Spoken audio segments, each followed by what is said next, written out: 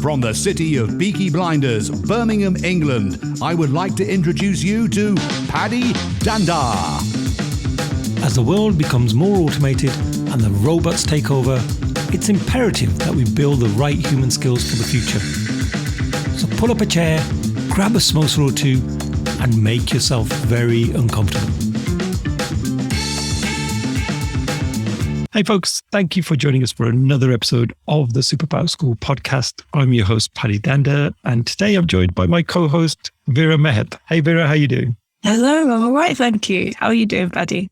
I'm good. This episode's quite early in the morning, so I'm not always looking my best early in the morning, but we'll put some filters on and stuff just to sort of gloss over the face. But no, today's episode, I'm really excited because the guests that we have, I think they epitomize everything that this podcast is all about.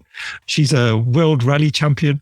She's a leading authority on mental toughness, and she's got a whole host of other accolades to her name, including being an author. But I can't do her justice just from the intro that I give. So I'd like her to tell us a little bit more about herself. So welcome to the show, Penny Mallory. Thank you for joining us today. Hi, thanks, Paddy. And by the way, I'm not a world rally champion. I'm a rally champion, but I never won the world championship. So I must put that straight. Got it. Well, in our eyes, you're a world champion, so that's absolutely fine. So Penny, would you like to kick off and just tell us a little bit more about your background?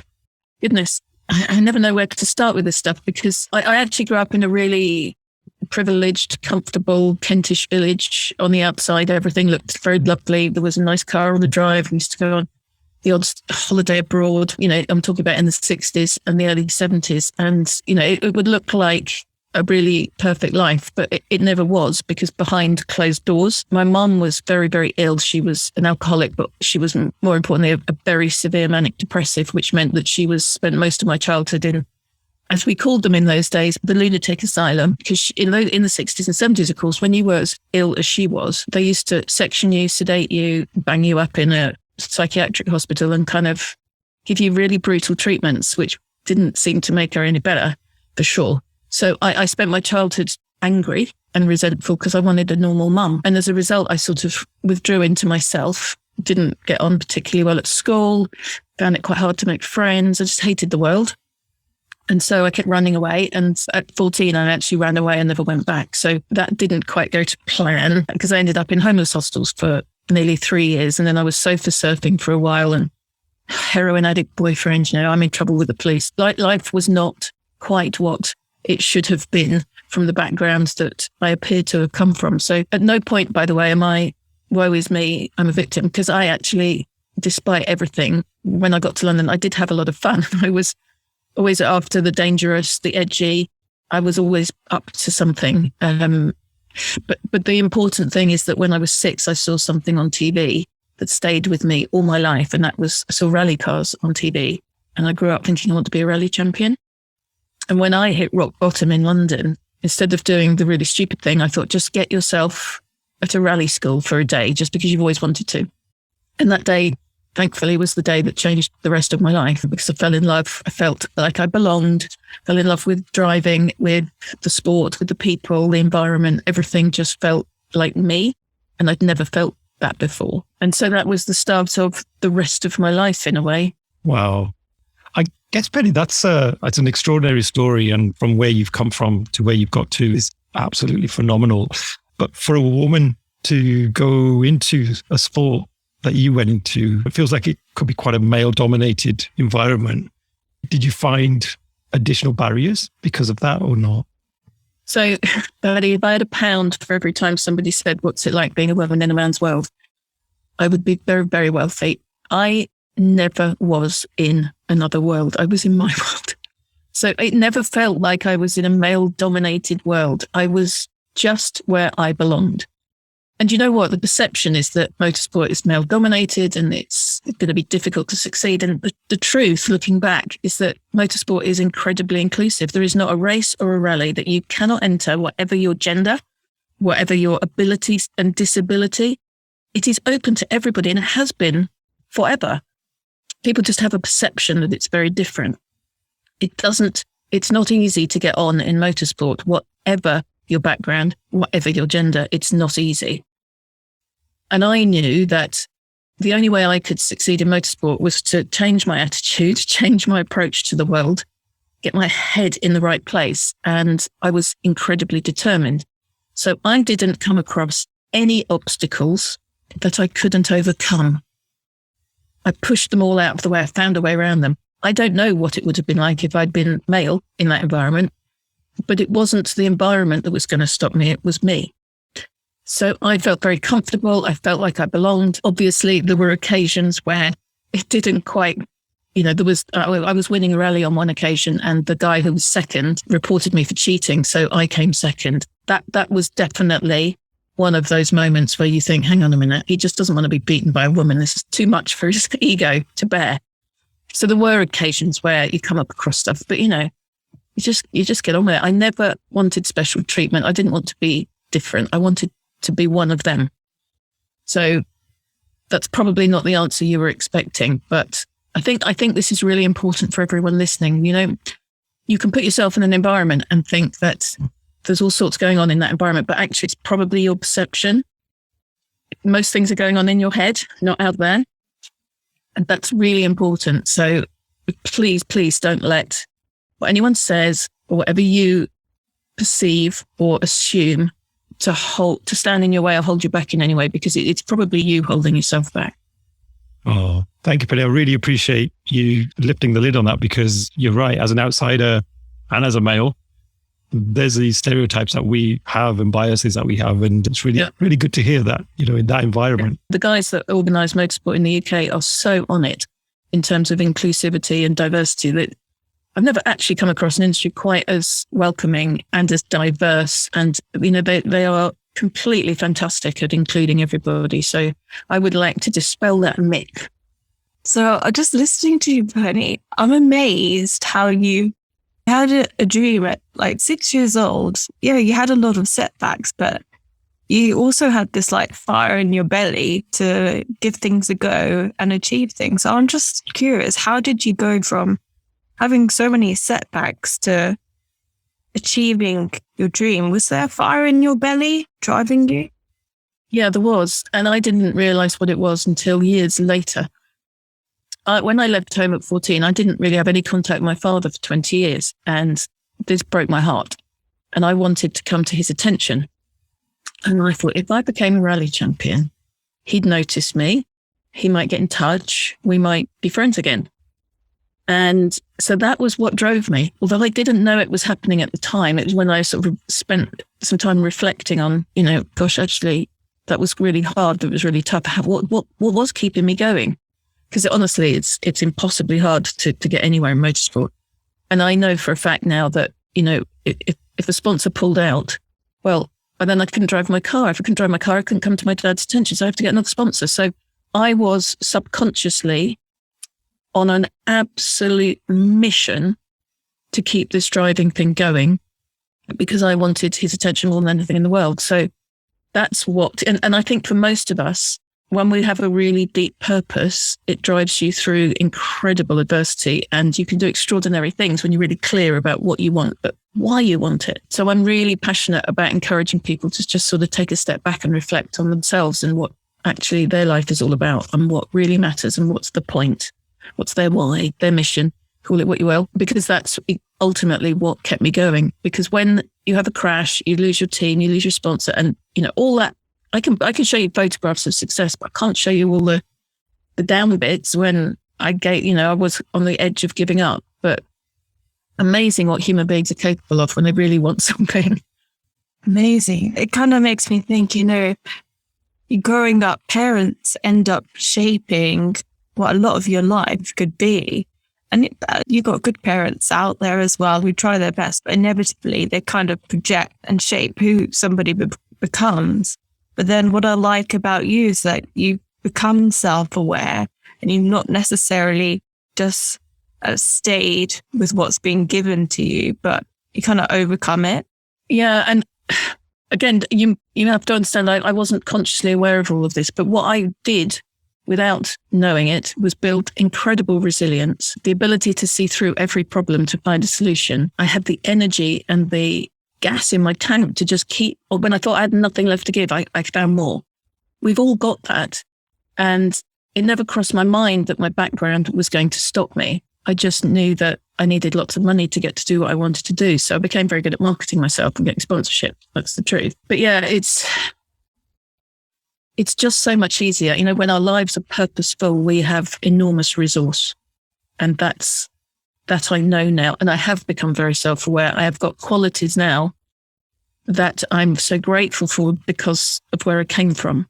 And I know people who come from very comfortable, wealthy backgrounds who don't really have any purpose in life because there's nothing they really need to work for because they, you know, and I think that's really sad. So, you know, I always think adversity is a gift because it's, you know, no adversity, no growth. Hey, so it's not easy going through tough stuff, but when you come out the other side, you think, actually, I am mentally tougher than I've ever been.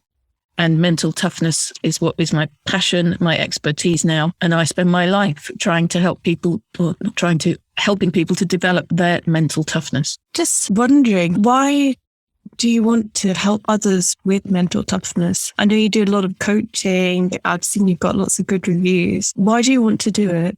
I have done pretty much everything I wanted to do with my life. And I had a coach when I was driving and transformed my performance.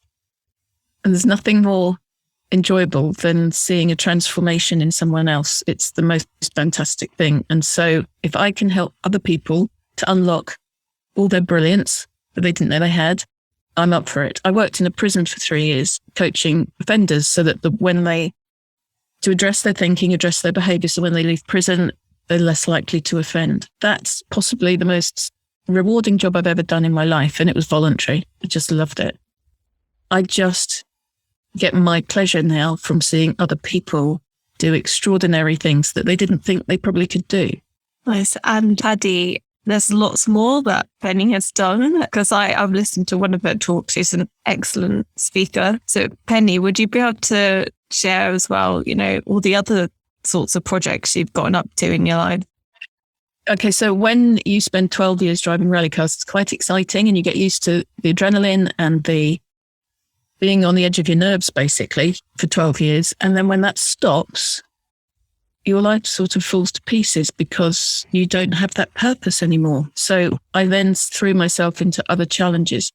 So I climbed 2 of the 7 summits. I've run 4 official marathons, but actually hundreds of marathons because I run most days. And I usually run a marathon a week, which is nothing. It's just a few miles a day. I've done triathlons. I have been a boxer. I've boxed in 2 fights. So I'm always trying to put myself in a position where I will learn something and develop myself. I have the pandemic to thank for this. I had my name down to row the Atlantic in a boat of 5 women. And thankfully I didn't do it because of the pandemic. But that's me. That's my ultimate fear with water, open water, you know, in the Atlantic would be just horrendous.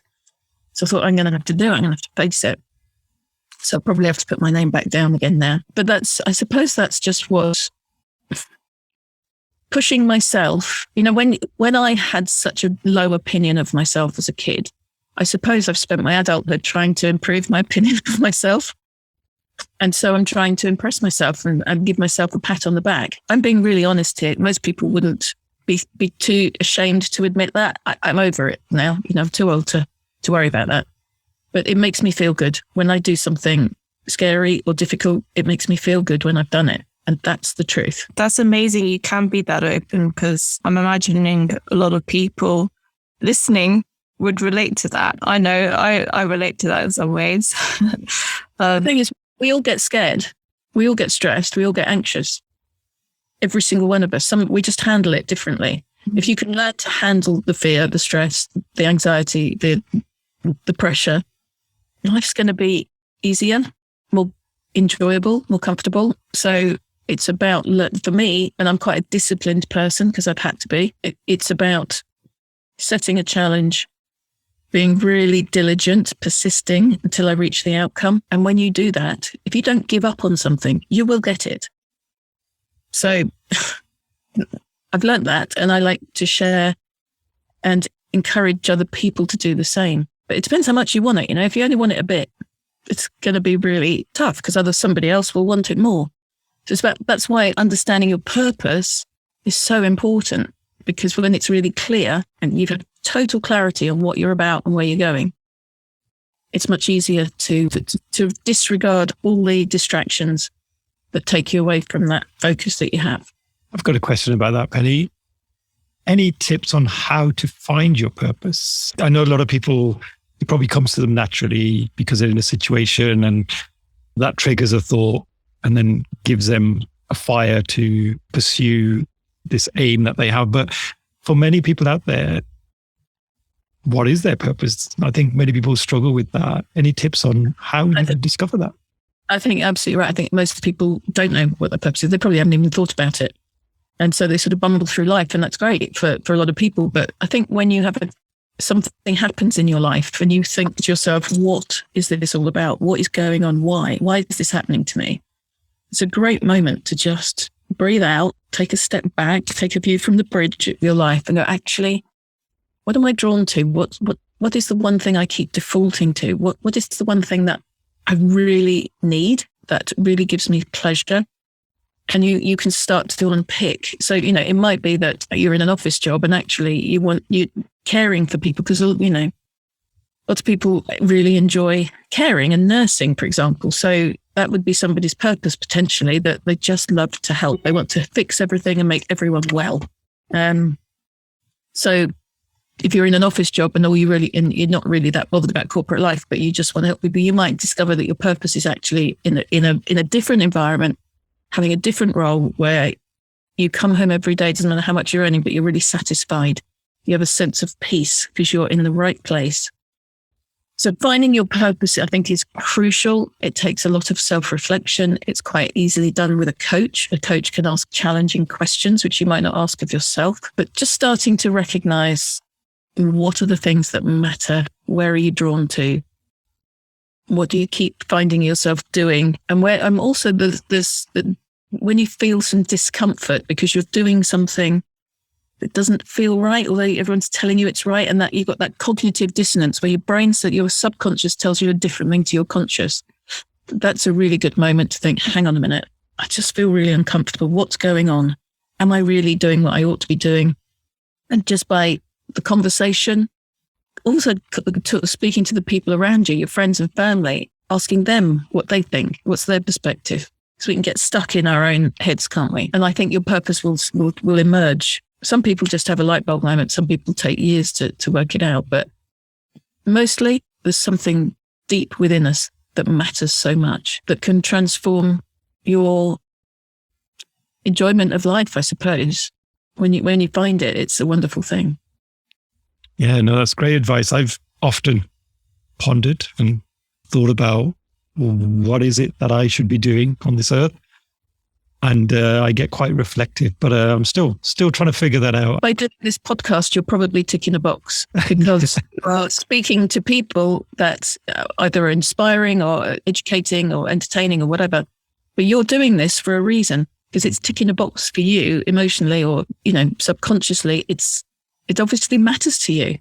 And I think that's great. So this podcast is significant in some way for you. I don't know you, but you're nodding, so I'm guessing. Yeah, no, you're absolutely right. I think, when I have boiled it down, it has been kind of connecting with people and helping others through others' messages or just helping people to think of things in a different way. And that's not always coming from me. It's sometimes by me talking to great people like yourself, and you're able to share your experiences. And if that then helps someone, I feel really happy about that I've helped someone in some way. So absolutely. Helping people is a massive purpose for a lot of people because human beings are like human beings. We like each other's company, which is why lockdown is so intolerable. But helping people is usually right up there. I was going to say, Vera, what's your purpose? Have you figured that one out? Yeah, I think so.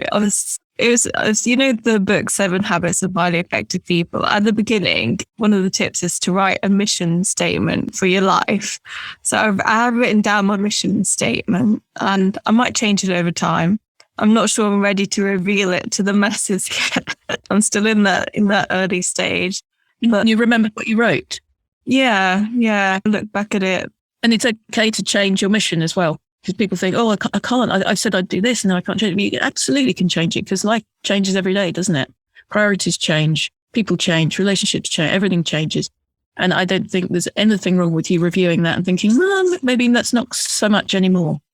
I think once you've got that as well, there's like suddenly the pressure's lifted and that you can just enjoy what you want to do.